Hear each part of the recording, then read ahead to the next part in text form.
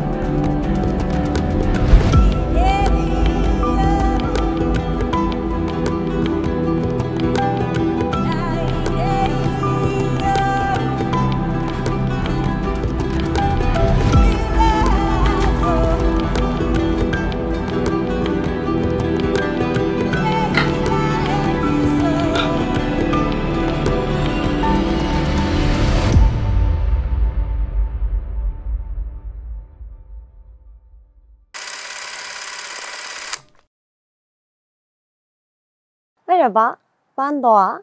Bir tavuktan bahsedeceğim. İsmi Reagan. Onunla aslında tanışmamız 2020 Temmuz ayına dayanıyor.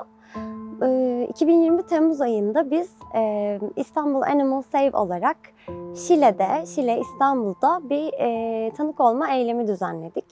Bu eylemde aslında hayvanların öldürülmeden önce sömürüldükleri alanda ne yaşadıklarını, onların hissedebilen bireyler olduğuna odaklandığımız çekimler yapıyoruz. Bu çekimleri yaymak adına sosyal medyada paylaşımlar yapıyoruz. Şile'de bir otoparkın arka bahçesindeydi Reagan. Onunla birlikte yaklaşık 40 tavuk ve birkaç tane horoz vardı. Bu hayvanlar orada yumurtaları için sömürülüyor ve sonrasında da kesime gönderiliyorlardı. Orada biz oraya niye gittiğimizi, oradaki tavuklara bakan kişi ile konuşmaya başladık ve bu insan bizi çok heyecanla ve ilgiyle dinlemeye başladı. Bizim neden orada olduğumuzu anladığında çok şaşırmış ve mutlu olmuştu. Yani hayvanlara başka bir gözle bakan insanlar sadece onlar için buraya geliyor ve çabalıyorlar diye şaşırmıştı. Veganlık üzerine konuştuk onunla. Ve en sonunda da her tanık olma eyleminde yaptığımız gibi ona numaramızı bıraktık. Ve dedik ki günün birinde bize ulaşmak isterseniz, buradaki hayvanlardan birini kurtarılmasını isterseniz bizi arayabilirsiniz diye. Ona numaramı verdim. Aradan 2 ay geçti. Biz Zonguldak'ta Patika barınağında ahır yapıyorduk. 35 gün süren bir ahır yapma organizasyonunda böyle yorgunluktan artık ölmüşüz, ahır, çimento, kürekler derken bir baktım telefonum çalıyor. Ve bu tanıştığımız insan beni arıyor. Açtım telefonu, merhaba. Merhaba dedi, neredesiniz? Hiç gelmiyorsunuz, ne zamandır ben sizi bekliyorum. Hani gelecektiniz, çay içecektik birlikte. Dedim çok isteriz tabii, şu an gelmemiz mümkün değil ama Şile'ye geldiğimiz zaman en yakın zamanda görüşürüz. Tamam dedi, ben dedi sizinle konuştuğumdan beri veganlık üzerine düşünüyorum. Bana anlattığınız şeyleri kafamda bir yerlere koymaya çalışıyorum ve artık buradaki hayvanları kesime gönderirken çok büyük rahatsızlık çekiyorum. Öldürmek istemiyorum açıkçası dedi. Onların ölmesine göz yummak da istemiyorum. Ama bu benim ekmek param. Yapmak zorundayım. Bir gelseniz de tekrar mı konuşsak? Bana bu veganlığı anlatsanız. Vegan mı ya olsam acaba diyor hatta. Ben tabii böyle gözlerim dola dola dinledim. İlk defa hayvanları ölüme elleriyle gönderen bir insan bana onların yaşam hakkı olduğunu fark ettiğini anlatıyordu. Ve çok şaşırmış, çok mutlu olmuştum. Sonra dedi ki tamam siz gelene kadar o zaman tekrar konuşuruz ama benim sizi asıl aramamın bir sebebi var. Burada bir tavuk var. Hasta, yürüyemiyor. Onu bizim patron 2 gün sonra kesime gönderecek. İster misiniz onu almak? Ben bunu ondan gizli yapacağım. O yüzden hızlıca alabilirseniz ben onu göndermiş gibi bir şekil ayarlarım. Tabii ki dedim. Çok mutlu oldum. Yani ilk defa gönüllü olarak bir hayvanı özgürleştiriyordu o hayvanı sömüren kişi. Tabii ki dedim. Hemen ayarlayalım. Şile'ye bir araba bulmaya çalışalım ve o tavuğu oradan alalım. Sonra bir şekilde bulduk ve o tavuk patikaya, Ereğli'ye, Zonguldak'a geldi.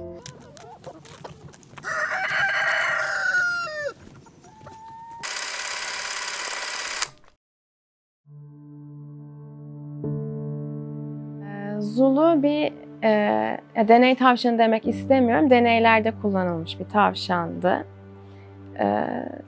Türkiye'de birçok deney merkezi var. 119 tane diyebiliyorum şu an yasal deney merkezi var. Bunların çoğu da üniversitelerde bulunuyor. Zulu da bu üniversitedeki deney merkezlerinden birinden çıkarıldı. İlk önce tıp fakültesine kullanılmış, bunu biliyoruz. Sonrasında veteriner fakültesine gönderilmiş, tıp fakültesine artık işi bittikten sonra. Veteriner fakültesinde de kulakları bir test çalışmasında kullanılmış. Bayağı kötü durumdaydı zaten kulakları onu bulduğumuzda. Böyle kırpık kırpık kesilmiş, yara içinde çok kötüydü. Cildinde yara izleri vardı. Ve derslerde artık enjeksiyon denemelerinde filan kullanılıyordu. Yaklaşık 40 kişilik bir sınıf düşünün. Zulu ve bir tane de arkadaşı vardı yanında, o da kötü durumdaydı. Öğrenciler geliyor, üstüne işte batırıyor, çıkarıyor enjektörü, denemeler yapıyor falan. Böyle bir ortamdaydı Zulu. Çok tedirgin, çok korkuyordu. Cildine yara izleri vardı. Bayağı kötü durumdaydı.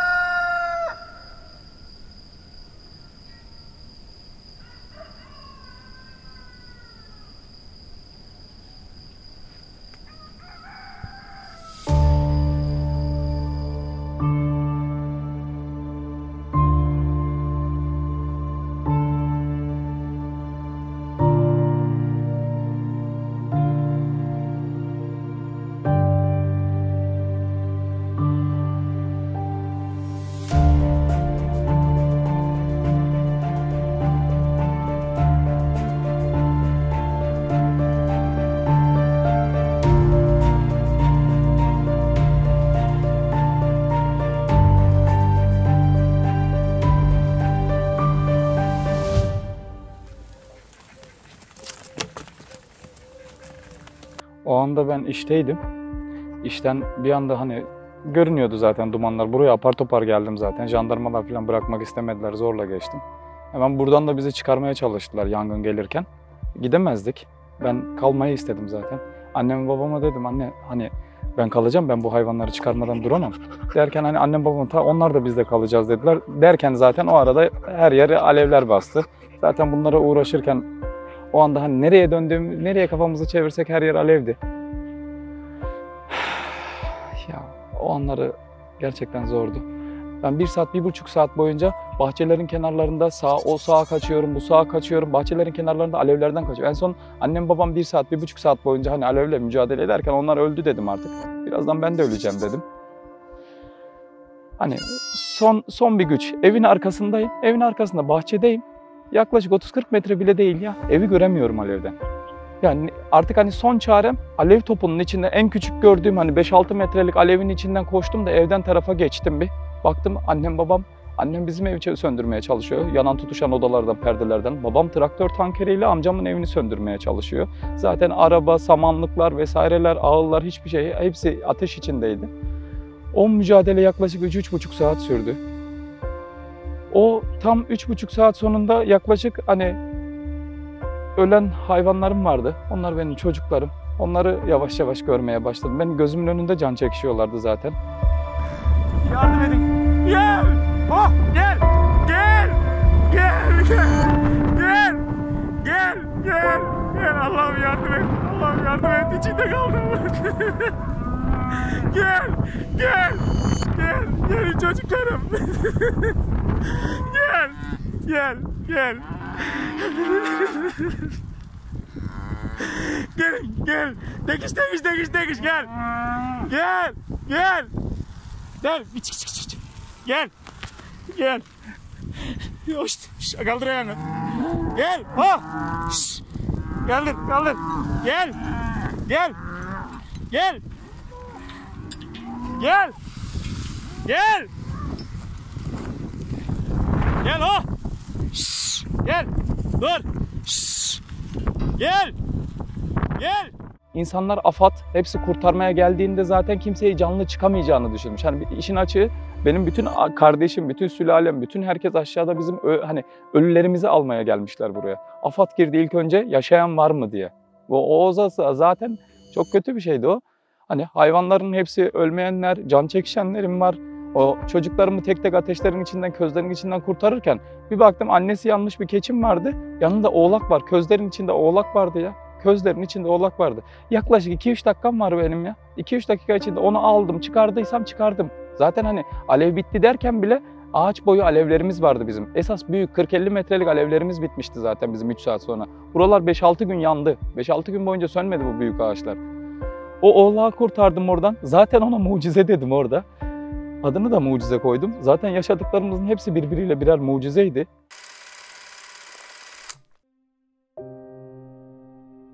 Haziran ayı sonlarında Animal Save grubu olarak Avrupa'daki hayvan hakları grupları ile birlikte canlı hayvan ihracatının sonuçlarını gözlemek, belgelemek için Kapıkule'ye gittik. Edirne Kapıkule'de. Çeşitli videolar ve fotoğraflar çekerken kamyonlarla gelip, büyük tırlarla gelip bekleme alanında bir 15-20 dakikalığına su verilen, işte birazcık yem verilen hayvanlarla tanıştık. O sırada 2 tane daha boş alan vardı ve birinde tek başına duran bir inek vardı. Oranın sahiplerine sorduk, bu neden böyle tek başına, bu çocuk burada ne yapıyor diye. Dediler ki bundan yaklaşık 2 ay önce yine böyle bir tır geldi. Evraklarını kontrol eden gümrük muhafaza memuru baktı, bu ineğin numarası yoktu o kağıtta. Dolayısıyla Türkiye'ye girişine izin verilemedi. Verilemeyince bu ineği biz buraya aldık. Biz 7 eminiz. Devlet için bu ineği burada tutuyoruz dediler. Öyle deyince şaşırdık. Yani nesi var, hasta mı? Hayır. Neden böyle? Numarası yoktu. Peki numarası yok ama hani yazışmalar yapılır. Kim ihraç ediyorsa, kim ithal ediyorsa kendi arasında anlaşır. Değil mi? Bunun madem bir kağıt sorunu çözülür diye düşündük. Öyle olmuyormuş. Canlı hayvan ihracatındaki her birey bir numara, bir mal. Yani siz oradan tırınızda bir masa sandalye getirmişsiniz ya da inek getirmişsiniz, fark etmiyormuş. Kanunlar nezdinde inekler öyle bir cansız mal muamelesi görüyormuş.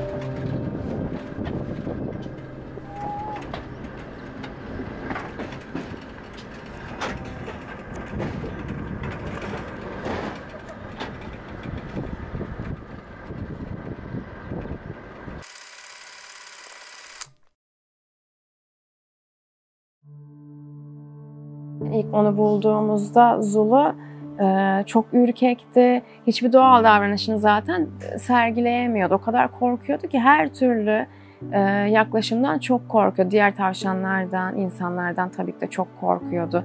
O zaman ilaçlarını uygularken mesela çok zorlanıyordum. Çünkü inanılmaz ürküyordu. Çok bozuktu psikolojisi. Sonra zamanla özellikle yani türdeşleriyle sosyalleşmeye başlayınca Zulu bayağı değişti. Biz aslında bu atölyeyi biraz hani Zulu'ya da iyi gelsin diye bahçeli bir yer arıyorduk. Bahçede Zulu evdekinden çok daha mutlu, çok daha özgür dolaşıyor. Kolları zaten daha da gelişti, kolları, bacakları artık daha böyle uzun mesafelere zıplayabiliyor. Hani evet, biraz değişik yürüyor diğer tavşanların. Hareketleri daha farklı o anatomisindeki bozukluk yüzünden ama yine de mutlu olduğunu düşünüyorum. Arkadaşı Kiki ile birlikte yaşıyorlar. Mesela mutlu olduğunu düşünüyorum. Şimdi Zulu'ya bakan şey düşünecek. Bu hayvan acı çekiyor. Evet, herkes öyle düşünüyor. Acı çekiyor, öldürsenize muhabbetler ya. Evet, onunla zaten bayağı bir karşılaştık. Hatta herkes şey diyordu, Zulu'ya ameliyat parası gönderelim, Zulu ameliyat olsun filan. Ama ilk zamanlar biz araştırdık zaten. Yani onun için hem riskliydi hem de düzelmesi artık mümkün değil Zulu'nun kollarını. Zulu da şu an hareket edebiliyor aslında. Hatta tavşanların mutlu olduklarında yaptıkları bir hareket, bir zıplama hareketi var, Binky hareketi. Onu bile yapıyor Zulu. Ayağa kalkıyor, oynuyor. Şu an mutlu olduğunu düşünüyoruz. Çünkü hani hareketleri aile.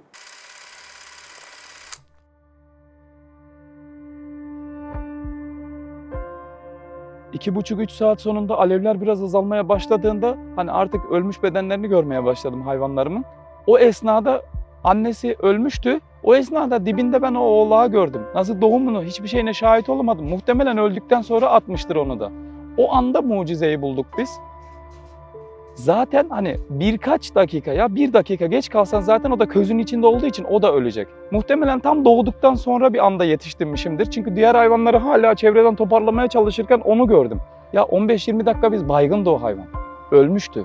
Artık biraz serinledi. Yavaş yavaş nefes aldığını biz anladık. Biz ya onu da kaybettik diye var ya. Artık nefes almaya başladı. Yarım saat 40 dakika kadar biz ona uğraştık. Daha sonra kendine gelemedi zaten. Birkaç gün kendine gelemedi. Hemen biz, ya veterinerlerimiz sağ olsun hepsileri geldi. Onlar gerekli şeyleri yaptılar. Daha sonra kendine gelmeye başladı. Yavaş yavaş emzirmeye başladık. Şimdi o da çok kötü bir durum. Annesi öldü. Neyle emzireceğiz? Biz ikinci günü biz ona ineklerimizin sütünden verdik. Daha sonra 3. günü işte bir mucizem daha oldu. Ben 2. günü 2 tane ineklerim buldum. 3. günü bir keçim daha buldum ben. Ve bir yavruyla daha buldum. Esas 3. günü onlar yanmadan, bak o da doğurmuş ve yanmadan, çok büyük bir mucize. Şimdi mucizeme 3. günü yangından kurtardığım keçiyle o annelik yapıyor benim mucizeme.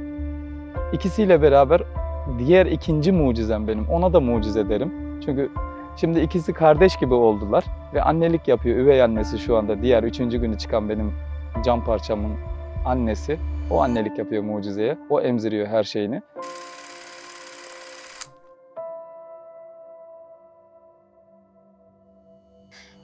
Geldiği zaman çok korkmuştu. Önce veterinere gitti tabii. Veterinerde anladık ki sadece bir enfeksiyonu varmış ve strese girdiği için yürümemeyi tercih ediyormuş. Antibiyotiğe başladı. Ondan sonra bir kafeste onu önce tuttuk. Çünkü diğer hayvanlarla tanışması bu bir süreç, adaptasyon süreci. Bu süreçte de sürekli onun yanında vakit geçirmeye çalıştık. Bu tavuğun ismine Reagan koyma kararı aldık.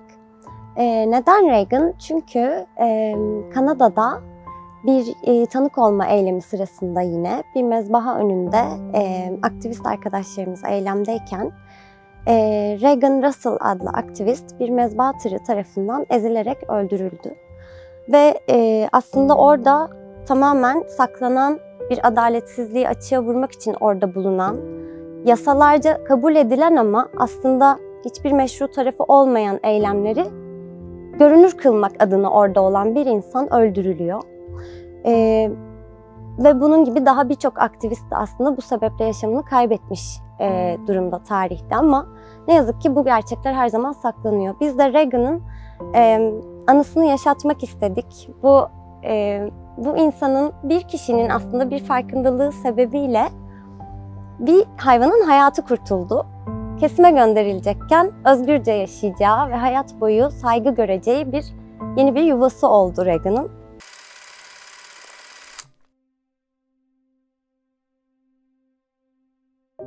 Halbuki bizim orada tanıştığımız sırada Gerda'yla bir şey fark ettik ki çok sıkılıyordu.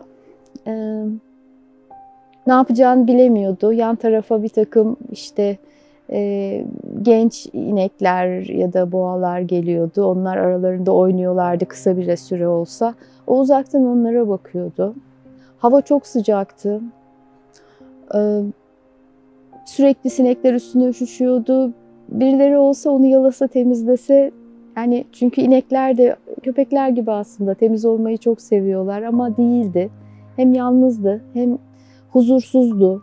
Biz mesela böyle sevmeye çalıştık. Hani bir rahatlatmaya, bir şey yapmaya çalıştık. Gerçekten kızgındı insanlara. Yani onu hissettim Gerda'da.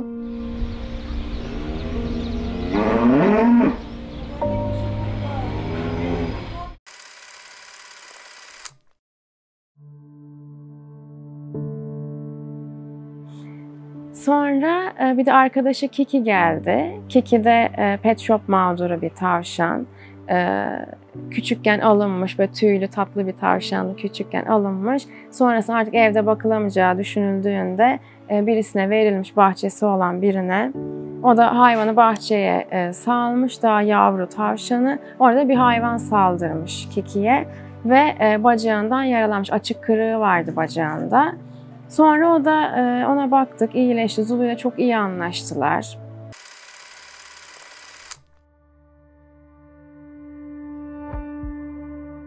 Annem evin içindeydi o anda. Ben hani kaçmadan önce, arkaya bahçeye bütün hayvanları götürmeden önce annem evin içindeydi. Anne dedim, yanarak ölecekler. En iyisi sen evin içindeysen sen bakarsın. En azından yanarak ölmesinler, dumandan ölsünler dedim onlara. Evin içine koydum 2 tane buzağımı.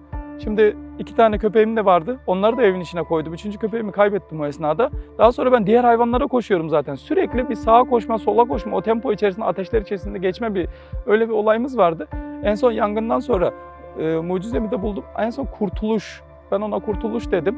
O esnada çok güzel bir buzağıydı. Yaklaşık yangına girdiğimizde 20 günlük filan bir buzağıydı. 20 günlükken yangına yakalandı.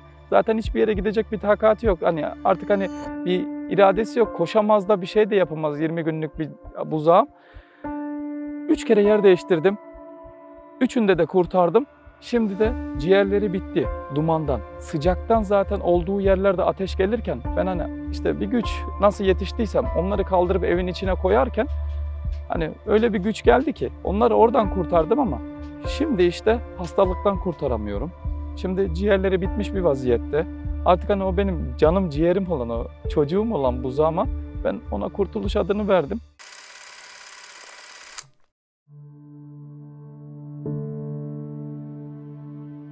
Zulu biraz maço bir erkek. Böyle sevmediği falan bir yemek koyulduğunda önüne alıyor, tabağı fırlatıp atıyor. Sonra yemek istediğinde çok tanımadığı birileri bile olsa gidiyor paçalarını falan çekiştiriyor, ısırıyor. Yani artık bayağı sosyal bir hayvan haline geldi. Kiki bulduğumuzda Kiki de çok ürkekti bize geldiğinde. Sonra o da sosyalleşmeye başlayınca şu an o da tabii kızgınlık döneminde olduğu için biraz agresif, o da biraz sinirli ama Zulu ile aralarındaki ilişki mükemmel. Kiki mesela Zulu'ya birileri yaklaştığında hemen Zulu'nun yanına gidiyor, onu koruyor. Bize bile mesela Zulu'yu sevmek istediğimizde falan geliyor böyle hamle yapıyor bize. Sürekli onun etrafında, sürekli onu koruyor. Kedileri koşturuyor etrafına geldiğinde Zulu'nun. İnanılmaz güzel bir ilişkileri var.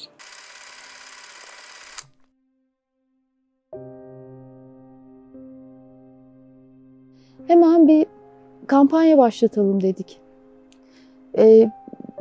Kim ilgilenebilir yazdık, çizdik. Bir yandan bireysel başvurulara başladık. Gittik oradaki kamu idarelerinde kim görevliyse tek tek onlarla konuştuk. Hepsi biliyoruz.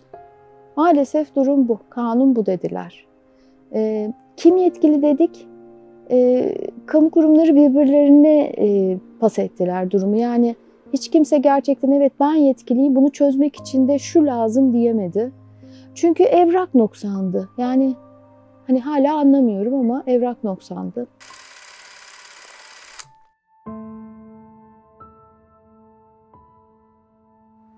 Reagan nasıl biri? Reagan çok mesafeli, çok çekingen. Öyle kolay kolay herkese yaklaşmıyor. İlk geldiği zaman tabii çok korkmuştu. Nerede olduğunu bilmiyordu. Tabii ki başına ne geleceğini de tahmin edemiyordu ve stres altındaydı. Ama biz ona zamanla yaklaşarak, severek, şarkılar söyleyerek kendimizi alıştırdık. Ve 2-3 gün içerisinde Reagan artık benim kucağımda böyle ninniler dinleyerek uyuyakalıyordu. Gerçekten ninni dinlemeyi seven, şarkı duyduğunda böyle gözleri kapanarak çok keyifli bir hale giren bir tavuk. Çok ilginç. Normalde kendilerine pek dokundurtmazlar. Ama bağ kurduğumuz zaman işte hayvanlarla aslında bir kediden, köpekten hiçbir farkı olmayan, sevgiyle bağ kuran bireyler onlar da. Biz Reagan'la böylelikle arkadaş olmuş olduk. Sonra Reagan'ı diğer arkadaşlarıyla orada tanıştırdık. Ve Reagan aşık oldu. Mertcan diye bir horoza aşık oldu. İlk böyle uzaktan birbirlerini gördüler. Bakışıyorlar. Mertcan işte ü diyor. Sonra işte biraz yanaştılar birbirlerine. Mertcan onu kovalamaya başladı derken birbirlerinden hiç ayrılmaz oldular.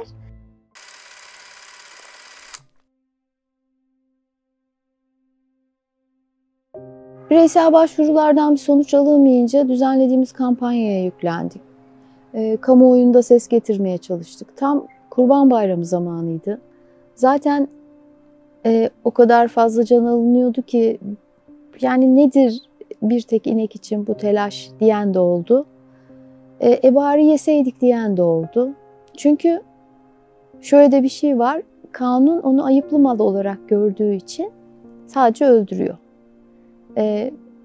Et balık kurumuna gönderiyorlar ama et süt kurumuna gönderiyorlar ama orada kesildiği zaman ayıplı olduğu için yenilmiyor bile. Yani kanun çok enteresan ve aslında gerdanın doğum sebebi şu.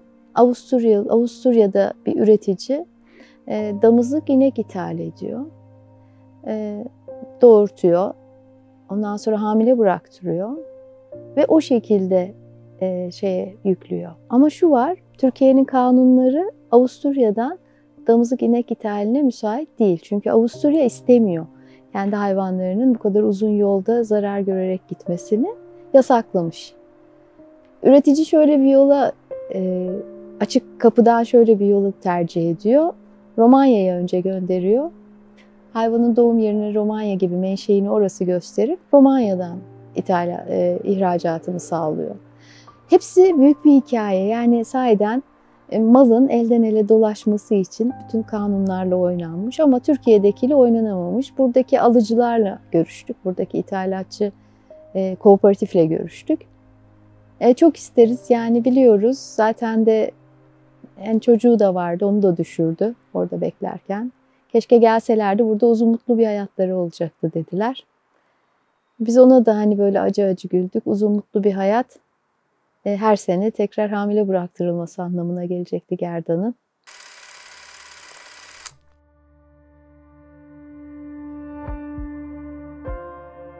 Şimdi çocuğumu ilaçlarla, serumlarla ayakta tutuyoruz. Biz sabah akşam günde 2 doz verirdik. 2 günde verilen bir daha yüksek dozlu ilaçlarımız vardı. Antibiyotikler, ağrı kesiciler vesaireler. Onların hepsini şimdi 3 doza çıkardık. Bazılarına ateş düşürücü ağrı kesicimiz var. Onu günde 4 kez vermeye başladık şimdi. Ateşi hala düşmüyor. Birçok yardımseverler, hayvan kuruluşları, hayvan hastaneleri bize kucak açtı. 3-5 gün bazı yerlerde kaldı. Solunumu buradan dumanlı havadan zaten ilk bir hafta 8-10 gün boyunca burası göz gözü görmüyordu zaten. Ağaçlar hani 5-6 gün sonra bu ormandaki mangal gibiydi gece zaten. Her yerin közleri 5-6 gün sonra geçti. Şimdi başka hastanelere yolladık. Düzelmedi. Bir türlü düzelmedi. Hala düzelmiyor. Hala ateşi 40-40,5 seviyelerinde. Hani bilmiyorum sonumuz nasıl olacak. Bu kadar uğraştım. Hani hala uğraşıyoruz. Benim gibi nice insanlar uğraştı benim çocuklarıma. Kurtuluş şu anda tek ümidim. Hani o hayalim, onun adını kurtuluş dememin tek sebebi de zaten kurtulacak, ona inandım. Bu yangının mucizem birinci sembolüm, kurtuluşum benim ikinci sembolüm olacak. Bana güç verecek. Buraları yeniden yeşillendirmeye, buraları yeniden toparlamak için benim o 2 tane canım bana ümit oluyor. Ben sadece onların gücüyle ayaktayım hala.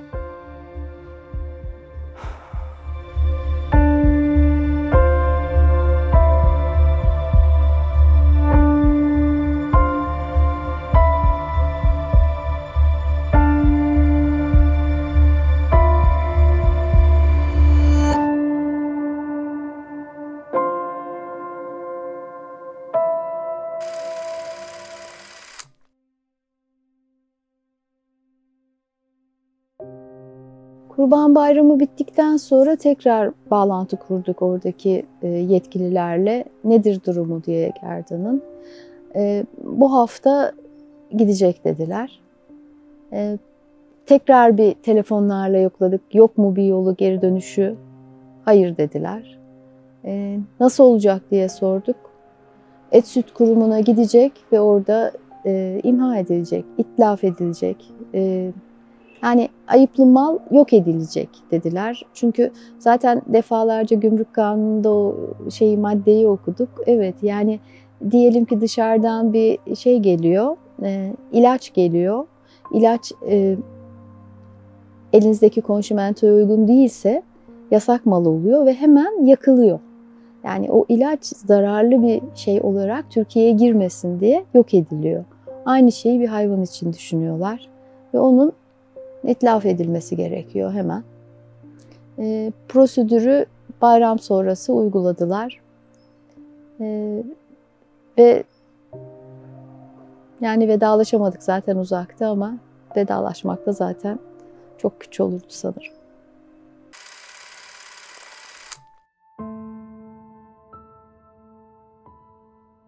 Şimdi Regan vegan çiftlikte Foça'da yaşıyor. Yaklaşık 200'e yakın diğer tavuk ve horoz arkadaşlarıyla birlikte. Mutluyuz. Yani onun gibi diğer hayvanların da, yalnızca tavukların değil, yalnızca kedi ve köpeklerin değil ama bütün hayvanların ona sunulan bu şansla karşılaşmaya hakları olduğunu düşünüyoruz. Her hayvanın yaşamayı hak ettiğini, özgürlüğü hak ettiğini düşünüyoruz ve bunu elimizden geldiğince anlatmaya çalışıyoruz.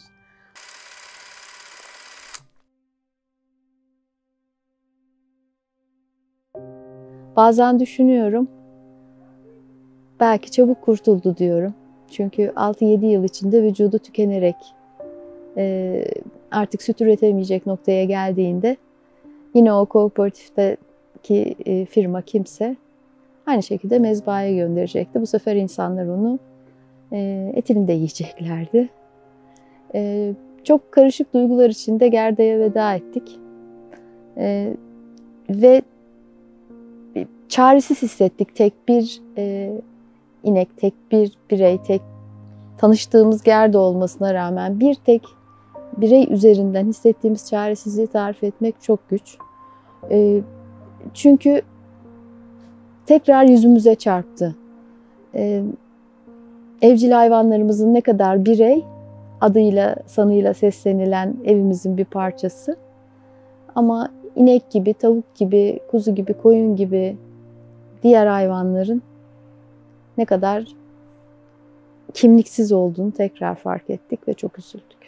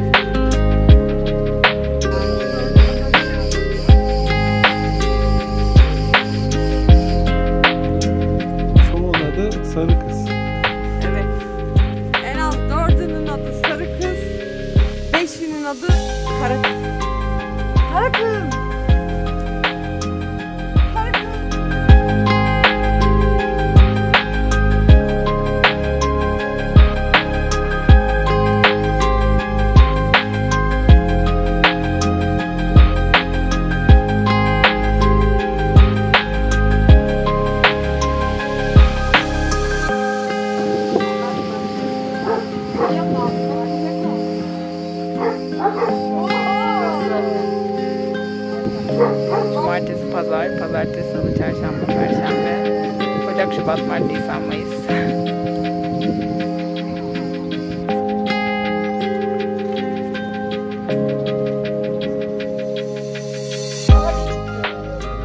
Tripodumu bırakır mısın? Hayır, hayır. Tamam. İşte, hayır, o kabloyu.